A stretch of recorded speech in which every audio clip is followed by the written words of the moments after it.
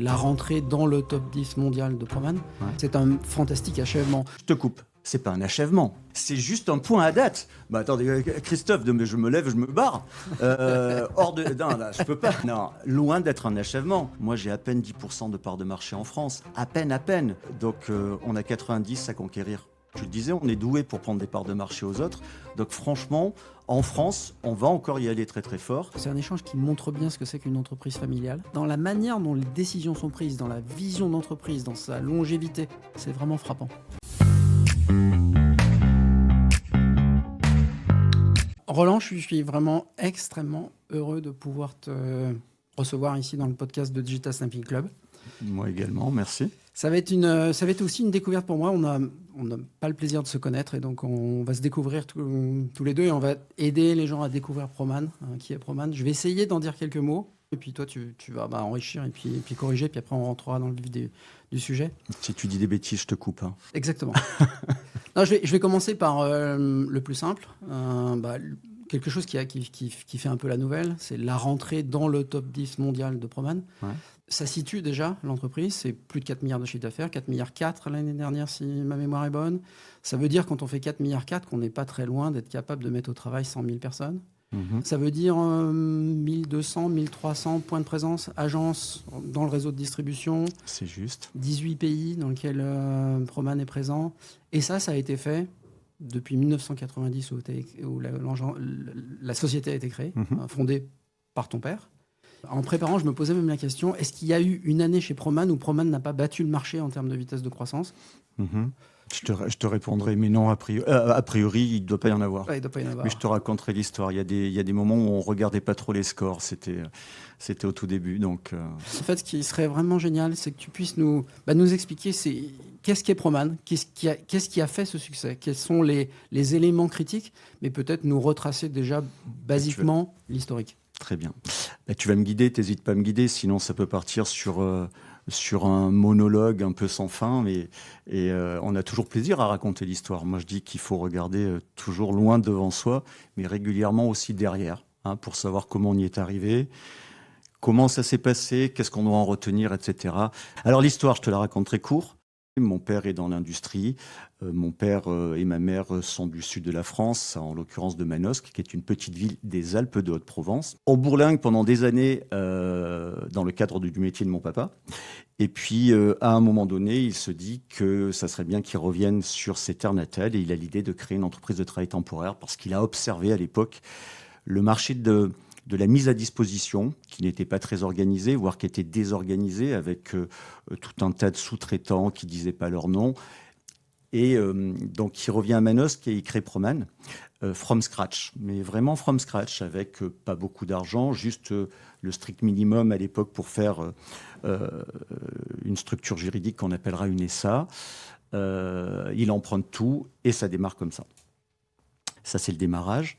Je les rejoindrai, donc là on est en novembre 90, novembre 2025, ça fait 35 ans ce mois-ci que Proman existe, que Proman grandit. Alors les premières années, elles sont importantes, pourquoi ? Parce que le démarrage, c'est vraiment, comme on dit, from scratch. Il n'y a rien, il n'y a pas de base, il n'y a pas de client, il n'y a pas d'intérimaire, et on vient de rentrer dans le top 10.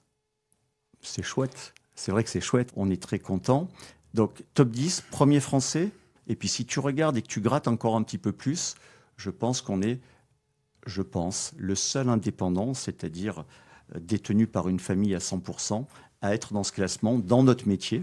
Ouais, c'est une vraie fierté. Je suis assez content de ça. Ouais, c'est magnifique. C'est les grandes histoires du travail temporaire. Cette entreprise qui a été fondée, et tu dis en 35 ans, qui arrive à ce niveau-là, c'est exceptionnel. Donc ça part finalement de la compréhension d'une problématique et la mise en œuvre d'une solution sur une problématique dans un territoire pour arriver en fait à ces plus de 4 milliards.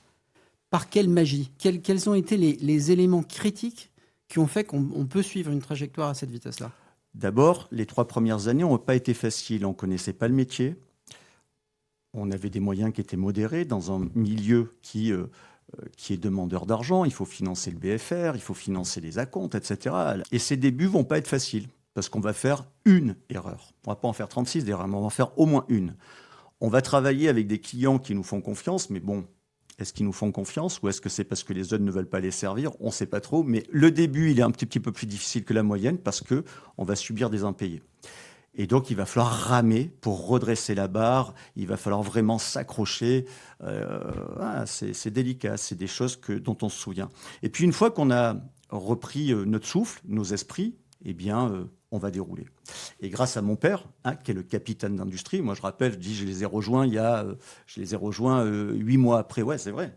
J'avais 18 ans et demi. Je faisais office de stagiaire, modestement.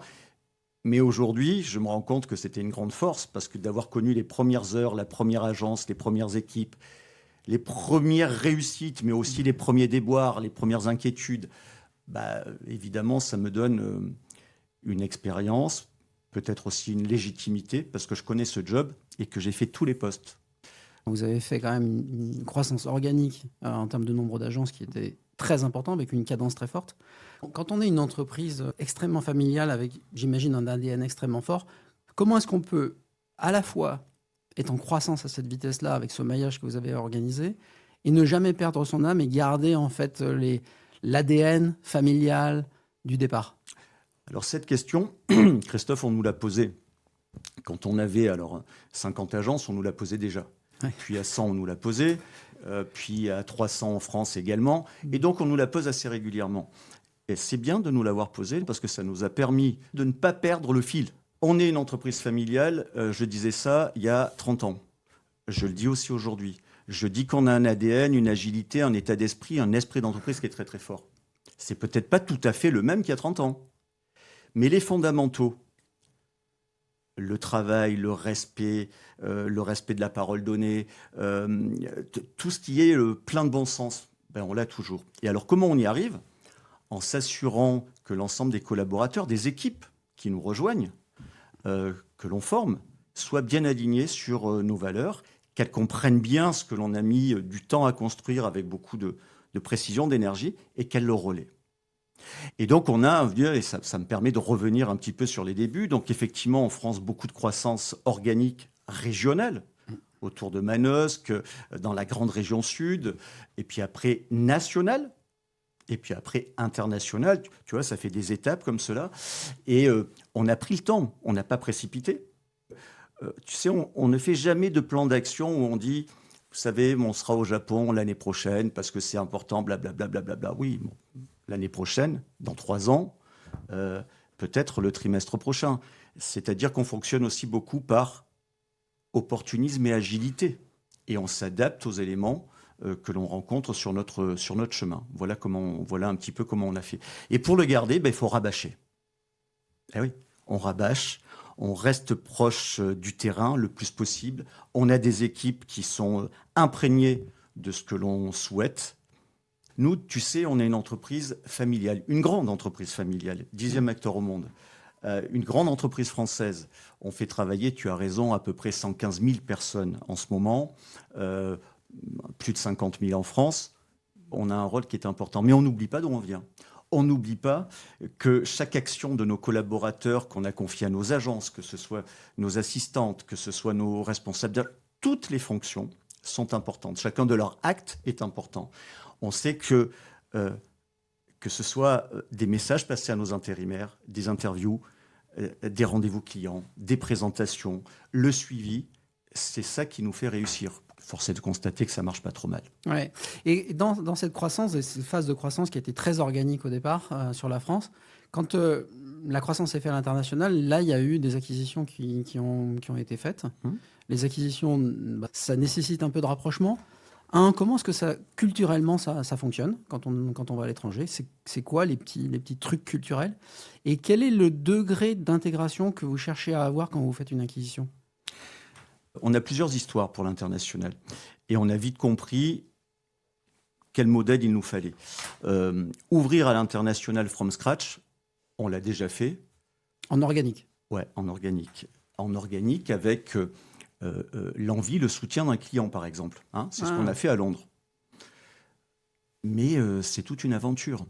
Recruter, déléguer, allez, globalement, on sait faire, que ce soit dans tous les pays. Mais après, c'est vrai qu'il y a une culture, une organisation, un juridique, tout un tas de choses. Et si on veut ne pas se contenter de cette agence, il faut quand même avoir une base solide. Donc ces bases solides, on les cherche, et nous, on les cherche où elles viennent à nous d'ailleurs. Ouais. C'est souvent des entreprises familiales qui arrivent à un moment de leur vie où elles cherchent qu'est-ce qui va se passer demain, parce qu'il n'y a pas la relève, il n'y a pas la relève en interne, il n'y a pas la relève, il n'y a pas l'envie. Et elles cherchent un partenaire qui va respecter tout le travail qu'elles ont fait, respecter la marque, respecter les hommes. En général, ces sociétés sont des sociétés saines, un portefeuille client de qualité, des collaborateurs de qualité, des usages de qualité. Et donc, on se raccroche et on fait un partenariat. Ils sont contents de trouver un acteur européen qui a de l'envie, qui a de l'ambition et auquel elles vont confier leurs équipes en toute sécurité, et elles vont pouvoir être fières d'avoir fait ça. Voilà, c'est ce qui s'est passé en Suisse, c'est ce qui s'est passé en Angleterre, c'est ce qui s'est passé aux États-Unis, c'est ce qui s'est passé en Belgique. Et derrière chacune de nos implantations, il y a une marque. Eds Recruitment en Angleterre, 3H Pro en Suisse, LEM, pour en citer quelques-unes, en Belgique, du côté Wallonie, mais il y a surtout des prénoms. C'était Matt et Tina aux États-Unis, c'était leur boîte, Paramount.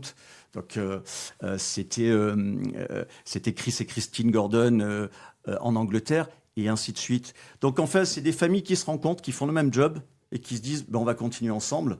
Et puis surtout, après, Proman, famille Gomez, et avec toutes vos équipes, vous continuerez ensemble. Mais on est content de voir que vous ouvrez des perspectives que nous, on avait peut-être un petit peu moins, les familles vendeuses, pour nos équipes et pour la boîte. Les équipes qui nous rejoignent, accessoirement, elles n'ont rien demandé. Donc, il faut qu'on soit à la hauteur de leur patron et à la hauteur du choix qu'il a fait pour eux. Voilà. Donc, et n'oublie pas que ce sont des sociétés qui sont pérennes, des sociétés bien implantées, des sociétés structurées. Ce n'est pas des sociétés où il faut renverser la table. Donc ensuite, bien évidemment, au fur et à mesure des trimestres, des mois, des semestres, il y a des liens qui se rapprochent, il y a des liens qui se créent, et ça marche. Parce que faire une acquisition, presque c'est facile. C'est faire en sorte que ça marche bien et que quand on se retourne, on soit fier du travail accompli par tous. Voilà. Et qu'en est-il des marques? Et comment ça se passe dans ce cadre-là, la marque? Puis ça m'intéresse aussi d'avoir de la vision sur la marque. C'est quoi la marque dans le travail temporaire? Est-ce que la marque, c'est quelque chose qui compte pour toi? Alors la marque, d'abord ta première question, quand on est sur des acquisitions en France ou à l'étranger, mais on était sur l'étranger, je pars du principe que je conserve la marque. D'accord? Pourquoi? La boîte est belle, la boîte a une histoire. On a porté un drapeau. Les collaborateurs ont porté un drapeau. Ils se sont battus pour ces couleurs. On va le garder. C'est le maillot. On le garde. Et puis ensuite, on verra au fur et à mesure des années comment on le vit, et surtout comment les équipes en local sur leur territoire, dans leur pays, le vivent. C'est la même chose en France. Et si, à un moment donné, ils lèvent la main, on en parle, et qu'ils souhaitent raccrocher la marque à Proman parce qu'ils y voient, ils sont en confiance, ils y voient plus de visibilité, ils y voient une reconnaissance sur les accords commerciaux internationaux beaucoup plus clairs et limpides, etc. Alors à ce moment-là, on en parle et puis on le met en œuvre. Ça a été le cas dans certains pays, effectivement. Rarement avant quelques années, et parfois certains, je pense, mais je sais, ils garderont sans doute leur marque, peut-être à vie. C'est le business qui guide. C'est le business et ceux qui portent la marque, l'histoire. Moi, j'aime pas bien la marque. Moi, j'aime bien quand on dit la marque, la table, c'est une marque de... Mais nous, c'est une histoire, c'est une maison. Et c'est à eux de décider qu'est-ce qu'on fait de la marque. Et on reconnaît donc du coup ton pragmatisme. Tu nous disais finalement le plan stratégique, c'est avant tout des opportunités, de l'agilité qui font les occasions du plan stratégique. Et là de nouveau, tu dis c'est le pragmatisme. Et la marque, il n'y a pas un dogme de diffusion de la marque, il y a un agrément intelligent à trouver dans les circonstances de pays X. Exactement. Mais tu sais, en même temps que tu disais ça, j'étais en train de me dire, tu es peut-être en train de décrire aussi une des caractéristiques de qu'est-ce qu'une entreprise familiale. Prendre des décisions qui sont toujours pragmatiques et de bon sens. Et le bon sens, il n'est pas permis à tout le monde. Hein. Ouais. On a chacun notre bon sens. Ça fait 30 ans que je me rends compte que des fois, il faut recaler les bons sens. Mais ça reste le bon sens. Tu sais, je le dis souvent, tu me parles de l'étranger, parce que l'étranger, c'est un peu sexy, puis tu as commencé en disant quand tu étais le 10e acteur mondial, certes. Ouais. Et c'est vrai. La France, c'est notre pays d'origine. Le bon sens, moi j'aurais tendance à dire que c'est international. Le travail, c'est international. Le respect, c'est international. Ils ne vont pas me raconter dans chacun des pays qu'il y a culturellement quelque... Oui, dans chacun des pays, il y a une culture qui est différente. Ce n'est pas la même histoire, etc. Et c'est à nous de nous adapter et pas le contraire. Évidemment, avec beaucoup d'humilité. Par contre, sur ces quelques points que je viens de citer, il n'y a rien à m'expliquer. Hein. Le respect, l'humilité, le travail... le sérieux, tout ça, c'est international. D'accord ? Ça se retrouve dans tous les coins. En tout cas, c'est ma conviction. Et après, on s'adapte effectivement à la culture et aux typologies de chaque pays. Ouais. Mais c'est vrai que j'ai commencé par Top 10 mondial, et pas uniquement parce que je trouvais que c'était sexy, mais parce que je trouve impressionnant. Et c'est un fantastique achèvement. Je te coupe. C'est pas un achèvement. C'est juste un point à date. Bah attendez, Christophe, je me lève, je me barre. Non, là, je peux pas. Alors déjà, on a le droit d'encaisser quand même l'achèvement et de continuer, non ? Oui. Heureusement, mais là, t'as vu, je saisis la balle au bon. Exactement. Non, loin d'être un achèvement, parce que l'achèvement, ça sera de devenir peut-être numéro 1, et puis de le rester. Donc il n'y a pas d'achèvement, ça va encore durer très très longtemps cette histoire. Et puis si c'était l'achèvement, bah, tu sais, c'est des questions qu'on peut se poser. On se dit, bon, pétard, une agence, 10e acteur mondial, premier français, sans doute premier indépendant. Heureusement qu'il nous en reste des challenges, des points de mire, des trucs. Il y a le challenge au quotidien de servir nos clients, de donner du travail à ceux qui n'en ont pas, et il y a le challenge de continuer à gravir les étapes, à la fois qualitativement, parce que ça, c'est moins visible, hein, c'est le travail de tous les jours, et quantitativement, au travers de ces classements qui, à chaque fois, nous font plaisir, bien évidemment. Non, je voudrais revenir sur une chose, parce que tout à l'heure, je te disais, je ne crois pas qu'il y ait d'années dans lesquelles Proman était en dessous du marché. Donc, si Proman a toujours été au-dessus du marché, c'est donc qu'il a pris des parts de marché à des gens. Toujours, oui, bien sûr. Toujours. Quand on a une croissance qui est un peu supérieure à celle des autres, c'est qu'on fait quelque chose de mieux. Ça, bah, évidemment, oui, je pense. Ou en tout cas, on est plus performant. En quoi on est plus performant ? Je la voyais arriver, ta question. Et tu as 28 ans de travail temporaire. Ouais. Et tu as passé une grande partie de ton temps chez les Bleus qui sont à côté du périphérique, à côté du stade de Saint-Denis. Bah, c'est quoi ta vision ? Non, moi, ce que j'ai vu... c'est une question qui renverse la discussion, intéressante. D'abord, j'avais toujours une image, un peu, comment dire, type caricaturale. C'est un peu comme quand moi j'étais chez Randstad, et puis de temps en temps, en fait, on avait l'impression d'être un peu devant, avec d'autres, puis on regarde dans le rétroviseur, puis on voit des trucs un peu loin, puis on continue la route, on regarde le rétroviseur, ça s'approche quand même à très grande vitesse, on regarde le rétroviseur, il y a quelqu'un qui a le clignotant. C'était ça, Proman. Et quelque chose qui était un peu, comment dire, difficile à comprendre. Qu'est-ce qui fabrique une vitesse de croissance aussi importante, alors que nous, on est peut-être déjà un peu tankés sur des volumes qui étaient difficiles à bouger. Donc on a cherché un peu à comprendre. C'est quoi qui fabrique ça ? Parce que c'est difficile ce que vous avez fait. Être capable, en fait, à haute vitesse, découvrir des territoires, trouver les gens pour le faire, les mettre en succès, et tout ça en parallèle, pas en séquentiel, parce qu'il fallait le faire en plusieurs endroits en même temps. Donc ça, c'était une complexité, mais il n'y avait pas que ça. Proman a été précurseur sur pas mal d'innovations sociales. Proman a été précurseur dans des méthodologies aussi, d'organisation. Donc il y a cette volonté farouche de croître, donc il y a la capacité à se déployer en organique, mais fondamentalement, il y avait aussi la capacité à se différencier par de l'innovation sociale, par des innovations sur l'organisation qu'on ne retrouvait pas à l'intérieur d'autres acteurs du marché. Super. Je complète. Mais t'es dans le vrai. T'es dans le vrai et ta compréhension est bonne. J'aime bien quand tu as dit caricatural à un moment donné, parce que moi, dans caricatural, quand c'est quelqu'un comme toi qui a vécu pendant longtemps avec Randstad, quand les autres font mieux que toi, souvent, tu tombes dans la caricature, y compris pour le dire à tes équipes, non, mais on ne sait pas ce qu'ils font, ceux-là, On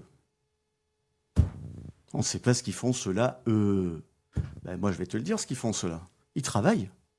Ils travaillent, ils ont des patrons exemplaires, ils sont sur le terrain, ils sont proches des équipes, ils signent des contrats, l'encre n'est pas fraîche, ils sont déjà en déploiement. Ils ont une méthodologie de travail qui est tournée vers la responsabilisation et l'autonomie sur 2 niveaux.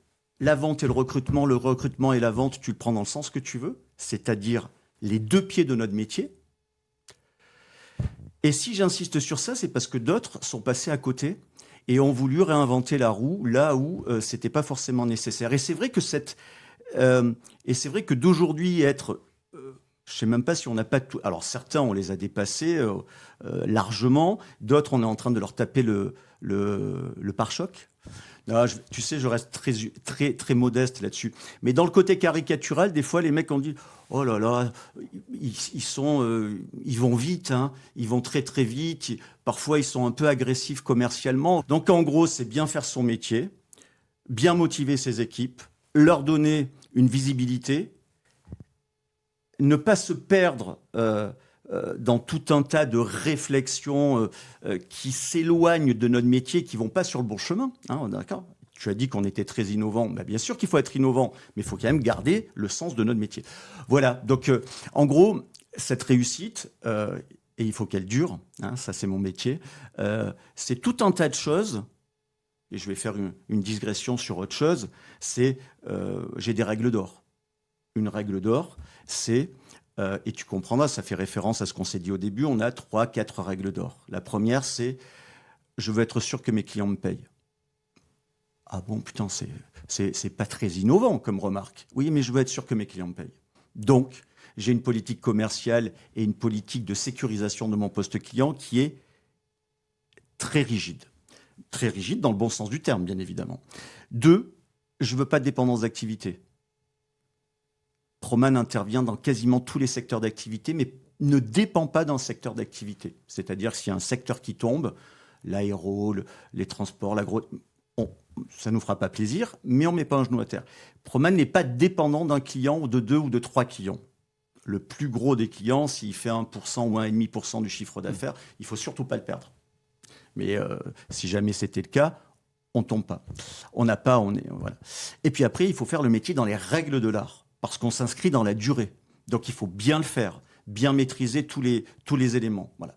Et ça, là-dessus, sur ces 4 règles, on ne discute pas. Voilà. Mais quand tu arrives à bien maîtriser ces 4 règles, il te reste beaucoup de sujets à traiter. Mais tu n'es pas trop mal, hein. C'est-à-dire que tu peux te consacrer à tout un tas d'autres choses, mais ces 4 règles, il faut qu'on les applique. Et c'est valable, évidemment, en France, à l'étranger, partout. Donc, dans ces 4 règles, il y a 0 risque, il peut y avoir du risque ailleurs. Donc, on peut prendre du risque dans des acquisitions, dans de la croissance, dans des paris, mais pas dans ces 4 règles. Il y a 0 risque sur ces 4 fondamentaux, et effectivement. Mais par contre, on en prend plein des risques. Hein. Le risque d'ouvrir une agence from scratch, le risque d'une acquisition. Une acquisition, c'est structurant, tu l'as dit. Une acquisition, c'est de l'investissement. C'est là où nos investissements sont les plus importants. Et à chaque fois, évidemment, il y a une part de risque. Sinon, on ne serait pas là et tout le monde le ferait. Voilà. Moi, il y a une acquisition que j'ai regardée, hein, qui est EasyWork. Vu qu'on parle un peu d'EasyWork, que ça nous parle, on pourra parler un peu de tech. Tu peux nous raconter je ne sais pas si c'est ta vision par rapport à EasyWork, mais ce que tu voulais faire avec EasyWork et qu'est-ce qui se passe avec EasyWork ? EasyWork, j'en suis très content d'abord. Comme ça, au moins, on pose le débat. Je suis très content du fait qu'EasyWork nous ait rejoints il y a maintenant un tout petit peu plus de 2 ans. Et il y a 2 ans, j'étais aussi très content. Mais 2 ans après, c'est encore mieux de le redire. Pourquoi ? D'abord, EasyWork était, de notre point de vue, un acteur avec d'autres que l'on regardait de près. Hein ? Tu sais, c'est ces gens-là qui sont arrivés avec une feuille blanche et qui ont dit on va révolutionner, disrupter, c'était leur mot à l'époque, le marché du travail temporaire, qui est un marché volumique, blablabla. C'était pas les seuls, hein, il y en a d'autres. Je pense à Kappa qui a rejoint, c'est Kappa, hein, si je dis pas d'ânerie, qui a rejoint Adecco. Il y en a d'autres qui ont disparu tout seuls, etc. EasyWork était la première entreprise digitale qui est arrivée à générer en volume d'activité 240 millions d'euros. Pas mal, en l'espace de 4-5 ans, en partant de rien. Elle a eu une crise, évidemment, puisqu'elle était portée par des investisseurs. À un moment donné, pour tout un tas de raisons, la rentabilité n'est pas là. Elle se retrouve dans une situation un peu compliquée.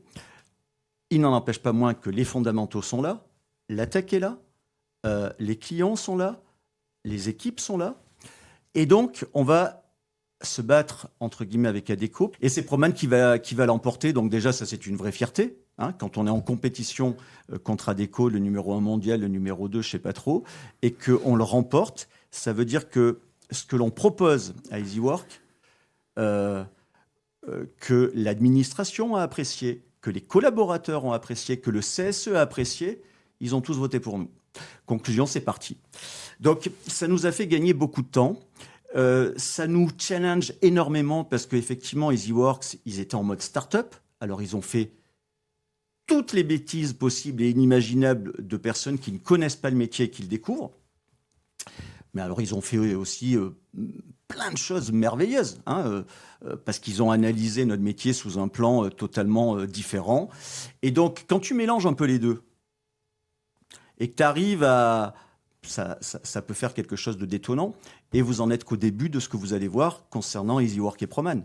Parce qu'évidemment, les bêtises, enfin, ou les approximations hein, qui avaient pu être faites sur les 3, 4, 5 premières années, il a fallu les corriger. Donc, il nous a fallu un petit peu de temps.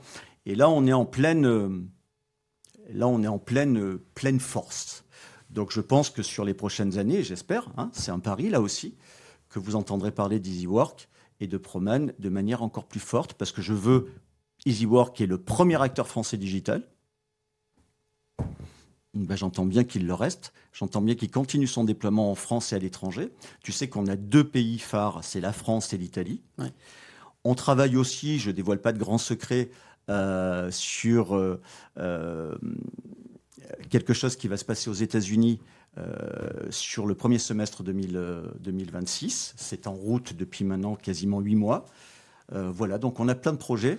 On a plein de projets avec EasyWork et je suis très content d'avoir une solution digitale au sein du groupe Proman. Ce qui veut dire que quand tu dis coup de maître, moi je le traduirais, mais tu vas me corriger du coup, par tu as acquis une société qui, venant de l'extérieur, a regardé finalement qu'est-ce qui se passait dans le travail temporaire, a essayé de trouver une solution technologique pour répondre à un certain nombre de choses qui étaient, pour elle, inefficientes et dans lesquelles elle a voulu corriger des choses. Et sans œillère, Christophe, excuse-moi, je te coupe, désolé. Et sans œillère. Ouais. C'est-à-dire que ces gars-là n'avaient jamais approché de près ou de loin le milieu du travail temporaire. Donc ça donne vraiment des gens qui se disent, bon, on n'a rien qui vient de nous perturber. Et ça, c'est vraiment cool. Oui, je trouve aussi parce que, et tu parlais de mon expérience, dans mon expérience, c'est toujours difficile en fait d'innover quand on est à l'intérieur. Quand il y a des gens qui viennent de l'extérieur et qui regardent les choses d'un peu plus loin et qui voient les défauts et qui arrivent avec des solutions, c'est assez intéressant quand même d'aller capter ce qu'ils sont capables de faire.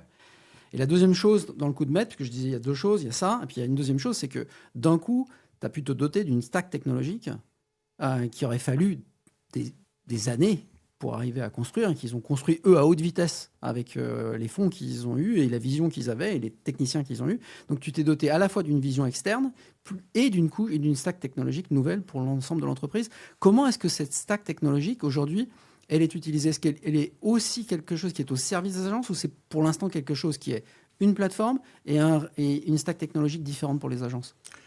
Pour l'instant, c'est différent, mais pas que. Hein. C'est-à-dire qu'il y a des passerelles entre les deux, tu t'en doutes bien, surtout depuis cette dernière année. Il y a beaucoup de choses qui sont en construction pour prendre le meilleur des 2 mondes et le mettre en application de manière globale, ce qui est assez logique. EasyWork garde sa spécificité de start-up digitale. Hein. C'est une offre à part entière. Mais les techs collaborent entre eux et collaboreront encore plus demain. EasyWork fait aussi profite du déploiement et des outils et du savoir-faire digitaux des autres pays. Ce n'est pas inintéressant parce qu'il a vocation à le compiler. Et puis, EasyWork, c'était en novembre 2023. On avait commencé à travailler sur tous les outils depuis de nombreuses années chez Proman. On n'était pas resté à attendre que peut-être un jour on va... Donc, si tu veux, ça fait beaucoup de choses positives qu'il faut un peu élaguer, mettre en ordre de route. Mais tu as raison, c'était une accélération notable, on va dire, et réussie à date. Ouais. Cette intégration de la technologie dans Proman, on commence même à la voir dans la communication. Il y a le chatbot IA qui arrive pour les candidats. Il y a résolument un travail qui est fait sur le fond pour l'intelligence artificielle. Donc même je veux dire, non seulement il y a des choses qui sont, j'imagine, dans les cartons, mais vous commencez aussi à communiquer sur la technologie, qui commence à donner un nouvel angle, non seulement à la marque, mais aussi au positionnement du groupe. Notre métier a changé. Notre métier est toujours le même. C'est de recruter des collaborateurs pour des entreprises. On va le synthétiser comme ça. Mais notre métier a quand même changé. Et il faut vraiment qu'on donne à l'ensemble de nos collaborateurs en agence, au siège, partout où ils sont, les meilleurs outils pour qu'ils se consacrent à des tâches les plus nobles possibles. Et tout à l'heure, je l'ai dit, c'est quoi le plus noble possible? C'est le recrutement et la vente. La vente, le recrutement et bien évidemment la gestion et l'organisation et faire grandir tous nos collaborateurs intérimaires. Donc nous, EasyWork, les équipes Proman, nous, les équipes dans les 18 pays, l'idée c'est de trouver les meilleures méthodologies pour que l'expérience de nos collaborateurs intérimaires, de nos consultants, de toutes les personnes qui s'adressent à nous, soit la meilleure possible, mais aussi adaptable aux différentes générations, aux différentes cultures. Aujourd'hui, je suis désolé, on parle beaucoup d'IA, de technologie, d'appli, de tout ce que tu veux, très bien. Mais moi, j'ai encore des collaborateurs intérimaires, et je n'ai pas oublié, qui ne maîtrisent pas tout ça, et voire qui ont parfois des problèmes de langage. Attends, ils ont besoin d'aller voir Julie en agence pour qu'elle fasse tout ce dont ils ont besoin. Et c'est ça notre valeur ajoutée. Donc en gros, la vérité, elle est un peu entre les deux. Et au fur et à mesure que le marché évolue, on s'adapte aux différentes situations. Si tu veux bien, je vais un tout petit peu plus loin. Le marché du travail évolue. Notre métier change. Okay, mais la volonté de certaines personnes d'accéder à l'emploi par de nouvelles méthodologies est réelle aussi aujourd'hui. C'est-à-dire que avant, dans notre métier, on avait l'intérim, puis on avait le recrutement. Donc aujourd'hui, l'idée que je m'en fais avec mes équipes, c'est de dire on veut être un acteur d'accès à l'emploi et pas que sur le travail temporaire. Mais le freelancing, ça marche aussi. Le portage salarial, l'intérim d'insertion, le CDI aux fins d'employabilité. Tu as dit qu'on était innovant socialement. Bien sûr, on l'assume, même si tout le monde n'est pas d'accord sur ce sujet-là. Le CDI aux fins d'employabilité, qui est un CDI tout court, un vrai CDI, il est complémentaire au CDI, au CD2I. Pas de problème, c'en est un de plus. On n'en a pas 1000, on en a 2, nous, dans nos offres. Donc, si tu veux, on essaye d'être innovant technologiquement, innovant socialement, et de pouvoir s'adapter à toutes les générations qui souhaitent avoir un emploi, mais pas forcément dans un cadre traditionnel d'un CDI ou d'un CDD.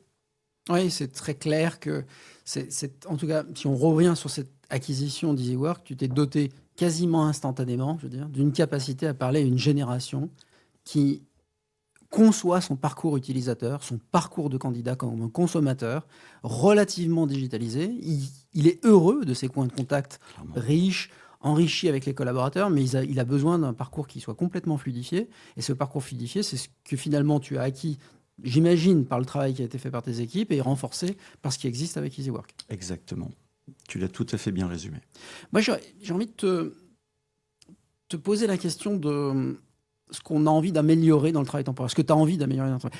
Quelles sont encore les choses dans lesquelles tu te dis, nous, monde du travail temporaire, ou moi, Proman, j'ai encore des choses à faire pour peut-être être plus pertinent pour mes clients, plus pertinent pour mes candidats, plus pertinent pour la société. Est-ce qu'il y a encore des champs dans lesquels, pour que le travail temporaire continue à rayonner et à croître, il y a des choses que tu perçois comme des points de travail? On a un rôle social qui est très très important. Aujourd'hui, le chômage est à peu près maîtrisé, mais pas celui des jeunes. Celui des jeunes continue à augmenter.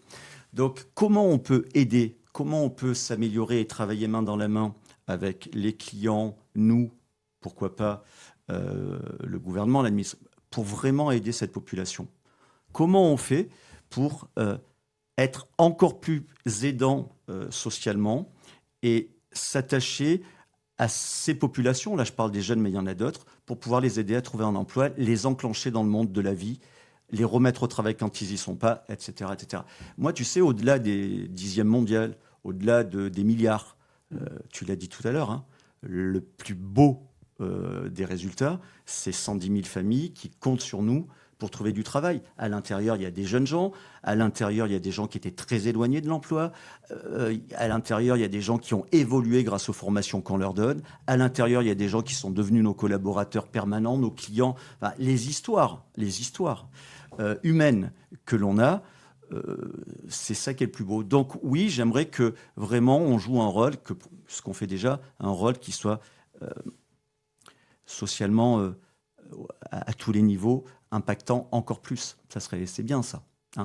Et avec ça, le travail temporaire, il a encore des beaux jours devant lui. Il peut encore croître en termes de, on va dire, taux de pénétration dans le monde de l'emploi. Nos clients en ont besoin de cette flexibilité. Le travail temporaire, aujourd'hui, il est intégré dans le paysage, évidemment. Hein. Les clients en ont besoin. Les collaborateurs, pour accéder à l'emploi, en ont besoin. C'est encadré, c'est légiféré, c'est nickel. Donc, est-ce qu'il y aura encore un taux de pénétration qui va s'améliorer? Est-ce qu'il va se réduire? Est-ce qu'il va être challengé par d'autres formes d'emploi? Je ne sais pas, on s'adaptera. Mais évidemment que notre métier est un métier qui a du sens et qui a encore beaucoup d'avenir devant lui, je l'espère. Et j'y crois profondément, et heureusement que j'y crois profondément. Par contre, il faut bien le faire. Et puis, il ne faut pas être trop conservateur dans notre métier. Hein, des fois, moi, je dis, le CDIFE, de quoi on parle? Un CDI de plus, destiné à une population qui est un peu plus éloignée de l'emploi, hein, puisque c'est le cas. De quoi on parle? Pourquoi on en parle? C'est super.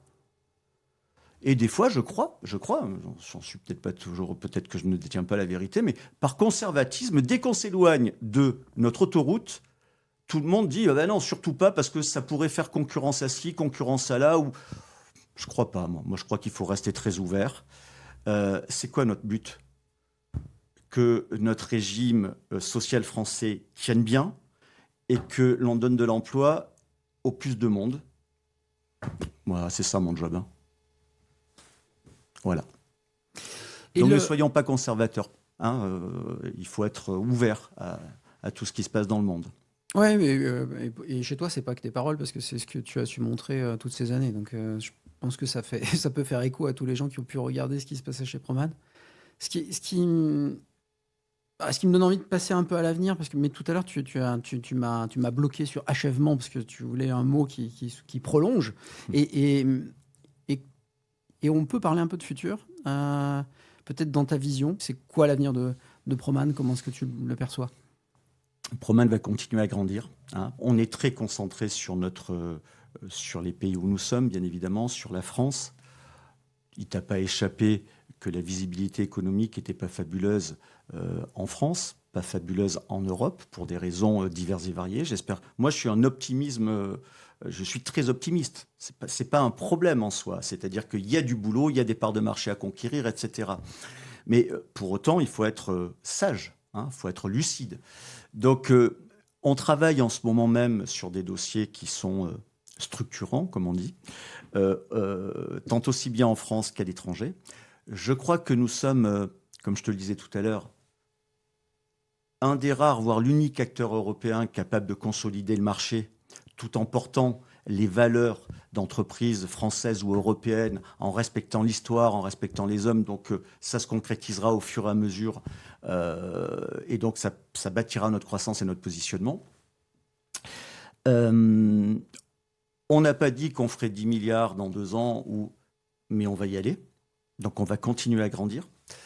Mais je veux, comme on a fait depuis le début, une croissance qui soit saine et aussi une croissance qui soit suffisamment rentable pour nous donner les moyens de notre développement.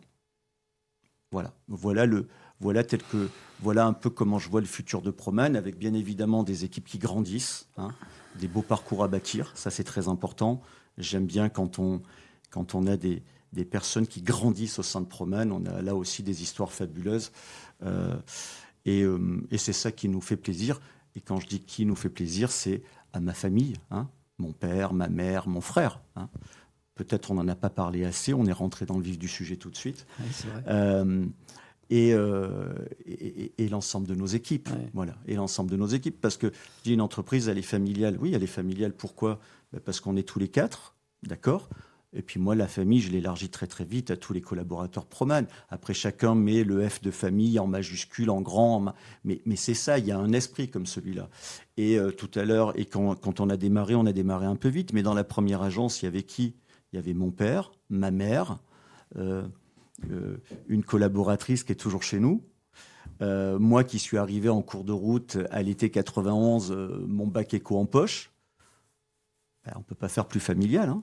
Voilà. Et c'est comme ça que ça a démarré. Ouais, faut surtout pas oublier, avec un capitaine d'industrie qui est mon père, hein, qui a porté et qui porte, qui incarne ce qu'est Proman, et auquel je ne veux jamais oublier de rendre hommage, ainsi qu'à ma mère, parce que hein, l'un sans l'autre, ça marche pas. Voilà, c'est ça. C'est génial. Et tu vois, quand tu parles de à un moment donné, tu te dis, bon, on a un peu le vent dans le nez en France en ce moment. Finalement, j'étais en train de me dire, est-ce que, pour revenir à tes règles, tu sais, il y a une règle que tu m'as citée, c'est je ne suis pas dépendant d'un marché. Tu n'es presque plus dépendant non plus complètement de la France, parce qu'avec tout ce que vous avez fait, finalement, tu respectes ta règle de je suis plus dépendant d'un marché, même avec le déploiement international. Et peut-être qu'aujourd'hui, ceux qui ont le vent dans le nez et qui n'ont pas d'autres, je veux dire, plateformes de développement géographique, c'est plus compliqué. Oui. Alors aujourd'hui, pour répondre à ta question, c'est 50% du volume d'activité en France et 50% ailleurs. Mais c'est 50% et la France, c'est un marché important. Mais moi, j'ai encore tout à faire en France. Hein.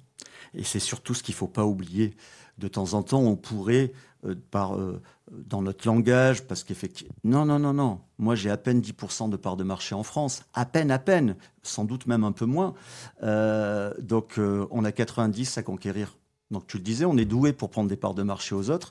Donc, franchement, en France, on va encore y aller très, très fort. Mais tu as raison, c'est 50%. Et je suis très content que ça soit 50. Si c'était 70 ou 40, ça ne me gênerait pas. Je n'ai pas de baromètre. Hein. Je ne cherche pas. Mais tu as raison, c'est un fait. On est moins dépendant d'un seul et unique pays. Ouais, merci bien sûr pour tout cet échange. Et je trouve que c'est un échange qui montre bien ce que c'est qu'une entreprise familiale, au travers à la fois du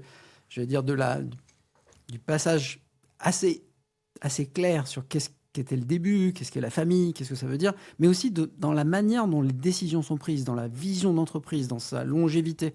Ça, c'est vraiment frappant. Merci. J'espère que ça... Merci pour ces propos. Moi, j'ai quelques questions conclusives. C'est un peu notre tradition. Est-ce que tu as un mantra, quelque chose qui est une formule clé ou une devise ? Ouais, alors on en a 2-3, mais oui, on en a une. Elle revient souvent au cas où on oublie. C'est travailler sérieusement, c'est très clair ça, sans se prendre au sérieux. D'accord ? C'est un écueil à éviter, ça, de se prendre au sérieux. Ça vaut pour tout le monde, quoi. On a un métier qui est simple, on a une réussite qui est à géométrie variable, mais ouais, nous on aime travailler parce que ça nous plaît, mais sans se prendre au sérieux. Moi, j'ai une dernière question qui est qu'est-ce qu'on a oublié, Roland ? Qu'est-ce que tu as envie de nous partager que j'ai oublié de poser comme question ? Je crois qu'on a dit pas mal de choses. C'était assez précis dans le détail. On peut peut-être ajouter simplement que quand on parle de Proman, quand on parle de son histoire, on parle un peu de l'histoire de la famille Gomez, de son fondateur, de la famille qui l'accompagne. Et on parle aussi beaucoup de toutes les équipes qui agissent tous les jours. Et elles sont nombreuses, hein, sur 3 continents. qui ont un travail qui n'est pas toujours facile, hein, d'accueillir nos collaborateurs, d'être proche de nos clients. On travaille avec, comme on a l'habitude de le dire, avec de l'humain, hein, tu le sais très très bien. Donc il faut faire avec, c'est pas toujours évident. Et moi, je rends hommage à toutes les équipes qui nous accompagnent, qui nous ont accompagnés et qui nous accompagneront, parce que dans une entreprise, ça vit. Hein, donc, et si Proman est ce qu'il est aujourd'hui, c'est grâce à eux. Et j'en suis, et je tiens à les remercier. C'est l'occasion, hein, à les remercier très sincèrement. Voilà, c'est ça. Ouais, je peux que aimer. C'est quand même un travail extraordinaire, le travail du travail temporaire. On fait un travail de ressources humaines, on est au milieu de tout. On est au service de clients, on est au service de candidats, on fait des rencontres tout le temps. On est dans le service. C'est un métier extraordinaire et qui est intense. Hein. C'est un métier des fois, c'est un métier de combat. Hein. C'est un métier dans lequel on compte pas son énergie, mais dans lequel il y a un épanouissement personnel qui est fantastique. On est tellement dans l'humain que c'est un beau métier. Quand on aime ce métier en général, on le quitte pas.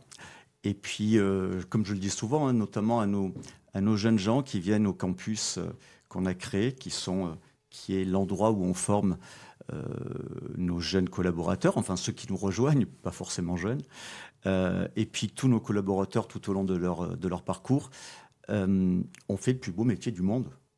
Ou en tout cas, trouver un emploi à ceux qui n'en ont pas, ou ceux qui veulent en changer. Quand tu te lèves le matin, tu dis, voilà ce que je vais faire, c'est ça ma mission. Et c'est chouette. Donc c'est parmi les plus beaux métiers du monde. En tout cas, moi, c'est comme ça que je le considère. En tout cas, Roland, merci beaucoup d'avoir accepté cet échange. Merci de la transparence, de cette discussion, je veux dire, brûle pour point, en tout cas, et qui nous a permis de mieux comprendre à la fois qui était l'entreprise, mais aussi sa vision, son organisation, ses facteurs de succès. Et donc, sincèrement, merci. Avec plaisir. Merci pour l'invitation.